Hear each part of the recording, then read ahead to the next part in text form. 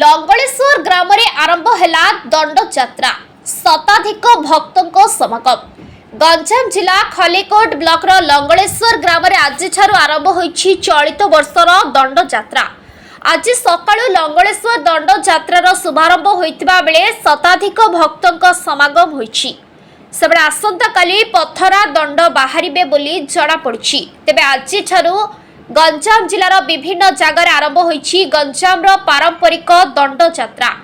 ଏ ଯାତ୍ରା ପ୍ରତ୍ୟେକ ବର୍ଷ ଚୈତ୍ର ମାସରେ ଆରମ୍ଭ ହେଉଥିବା ବେଳେ ପଣା ସଂକ୍ରାନ୍ତିରେ ଶେଷ ହୋଇଥାଏ। ମାନସିକଧାରୀମାନେ ମୀନ ସଂକ୍ରାନ୍ତି ଠାରୁ ମେଷ ସଂକ୍ରାନ୍ତି ପର୍ଯ୍ୟନ୍ତ ଦୀର୍ଘ 1 ମାସ ଧରି ପାଳନରେ ରହନ୍ତି। ଏହାକୁ ଦଣ୍ଡ ଯାତ୍ରା ବା ଚୈତ୍ର ବାସ ଝାମୁ ଯାତ୍ରା ମଧ୍ୟ କୁହାଯାଏ। ମାନସିକଧାରୀମାନେ ମାନସିକ ରଖି ଦଣ୍ଡକାଳୀ ଠାକୁରଙ୍କୁ ଧରି ଗାଁକୁ ଗାଁ ବୁଲନ୍ତି। ଦଣ୍ଡକାଳୀ ଗ୍ରାମରେ ଦୁଆର ଦୁଆର ବୁଲି ଭକ୍ତଙ୍କ ଭୋଗ ଖାଆନ୍ତି। ଏ ଦଣ୍ଡ ଯାତ୍ରା ଗଞ୍ଜାମର ବିଭିନ୍ନ ଜାଗାରେ ଅନୁଷ୍ଠିତ ହେଉଥିବା ବେଳେ କେଉଁଠାରେ 21 ଦିନ ତ କେଉଁଠାରେ 18 ଦିନ ତ ଆଉ କେଉଁଠାରେ 13 ଦିନ ପାଳନ କରାଯାଇଥାଏ। କିନ୍ତୁ ଏ ଯାତ୍ରା ମେଷ ସଂକ୍ରାନ୍ତି ବା ପଣା ସଂକ୍ରାନ୍ତିରେ ଶେଷ ହୋଇଥାଏ।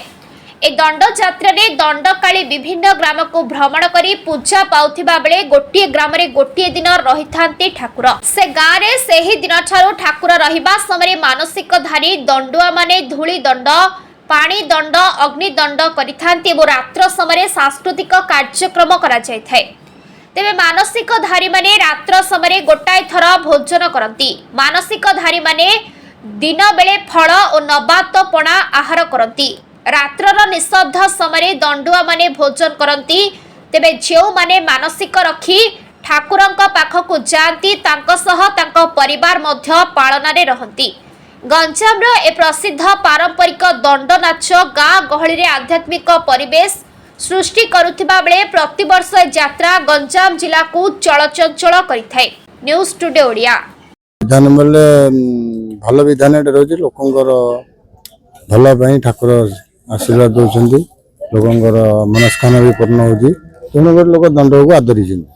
କେତେ ବର୍ଷ ହେଲା ଆପଣ? ଇଏ 130 ବର୍ଷ ପରେ। ଆପଣ କେତେ ବର୍ଷ ହେଲା?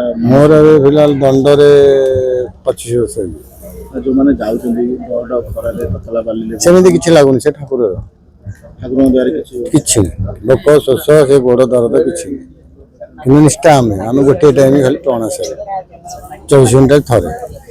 ତାର ନିଷ୍ଠା ଯୋଗୁଁ ଏସବୁ ଆମକୁ ଫଳ ପାଉଛି। ଆଉ କୁହାଯାଏ ମାନସିକ କଲେ ସମ୍ପୂର୍ଣ୍ଣ 100% ଦେଖୁଛନ୍ତି ଠାକୁର। କେତେ ଦିନ ଧରିକିରି ହବ? କେତେ ଦିନ ସେ ତା ବାନା ବିଖ୍ୟାତ କରି ଆମେ ତ ମାଧ୍ୟମ। ଆମକୁ କଣ ଅଛି ସେଥିରେ? ତମେ ଯଦି ଦୂରତାରେ ଭାବିଲ ମୋର ଏଇଟା ଦରକାର ପ୍ରଭୁ ବୋଲେ ସେଇଟା କହ। କିନ୍ତୁ ଆମେ ଜଣେଇ ଦେଉଛୁ ସେ କହୁଛି।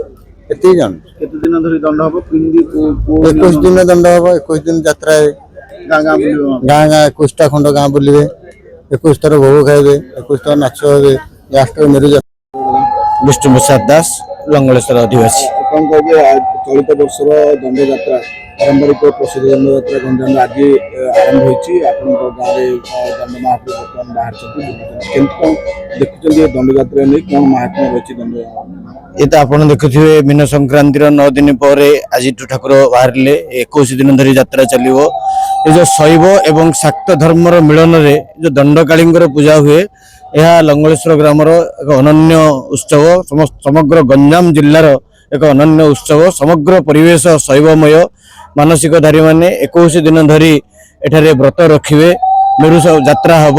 ତେଣୁକରି ଆଜିଠାରୁ ଯେଉଁମାନେ ଯାହା ମାନସିକ ଥିବ এই ଚୈତ୍ର ପର୍ବରେ ସେମାନେ ତାହାର ପୂରଣ କରିବା ପାଇଁ ଏଠି ଆସିଥାନ୍ତି। ଶହ ଶହ ସଂଖ୍ୟାରେ ବ୍ରତଧାରୀମାନେ ଆସିଥାନ୍ତି। 21 ଦିନରେ 21 ଗାଁକୁ ଯିବେ। 21 ଗାଦିରେ ଯାତ୍ରା କରିବେ, ଭୋଗ ଖାଇବେ। ତେଣୁ ଏ ଅନନ୍ୟ ପରମ୍ପରା ଲଙ୍ଗଳେଶ୍ୱରର 100 ବର୍ଷରୁ ଉର୍ଦ୍ଧ୍ୱ ବହୁ ପୁରୁଣା ପରମ୍ପରା ଇଏ। ତେଣୁକରି ଆଜି ସମଗ୍ର ଗାଁ ଆପଣମାନେ ବି ଦେଖୁଥିବେ ଉତ୍ସବ ମୁଖର। ସବୁଠି ପୁଷ୍ପ ଧୂପ ଦୀପରେ ଆଜି ଗାଁ ମହକିତ ହେଉଛି। ତେଣୁକରି ଏ ଆଜିର ଯାତ୍ରା ଆମମାନଙ୍କୁ ଧନ୍ୟ କରିଛି।